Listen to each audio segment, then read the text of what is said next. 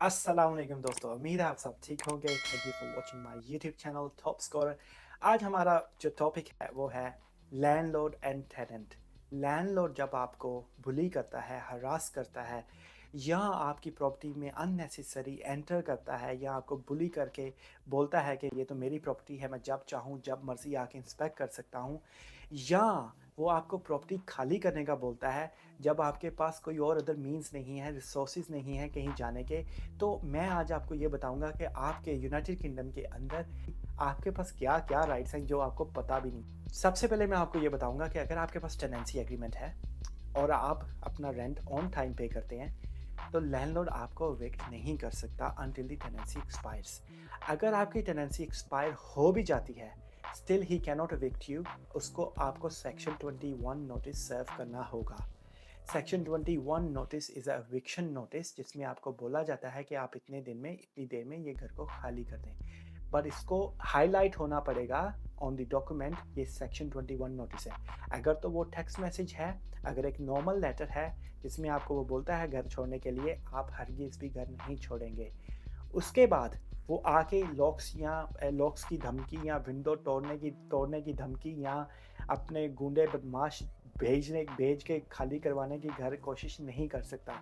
Section 21 notice के बाद अगर आप घर नहीं खाली करते, उसको कोर्ट को अप्लाई करना है। कोर्ट आपको एविक्ट करेगा।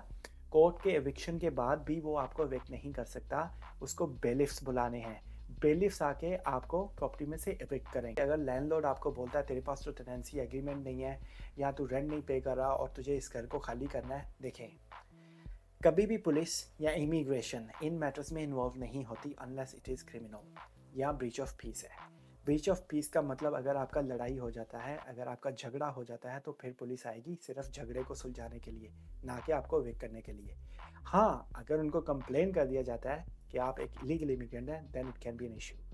एज फार एज अगर आपके पास वैलिड वीज़ा है तो फिर तो आपको डरने की ज़रूरत नहीं है। आपको अगर लैंडलॉर्ड थ्रेट करता है, बुली करता है, हरास करता है, आप याद रखिएगा कि आपकी प्रॉपर्टी में वो घुस नहीं सकता विदाउट योर परमिशन। अगर उसको प्रॉपर्टी को इंस्पेक्ट भी करना है फॉर सम रीज़न, अगर कोई लीकेज है, कोई प्रॉब्लम है, उसको बुक एन अपॉइंटमेंट करनी पड़ेगी। अपॉइंटमेंट बुक करके प्रेमिसेस में आपकी इजाज़त के थ्रू अंदर एंटर होगा और आपकी इजाज़त के साथ बाहर लीव करेगा।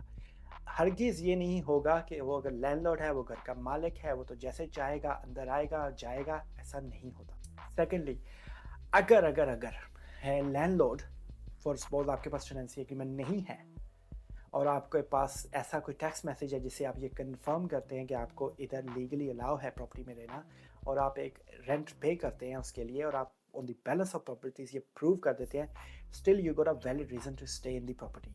वो आपको इलीगली इविक्ट नहीं कर सकता। इलीगल जब मैं बोलता हूँ, इसका मतलब है कि वो अपनी मर्जी से या अपने गुंडे या बदमाश बेच के नहीं इविक्ट कर सकता।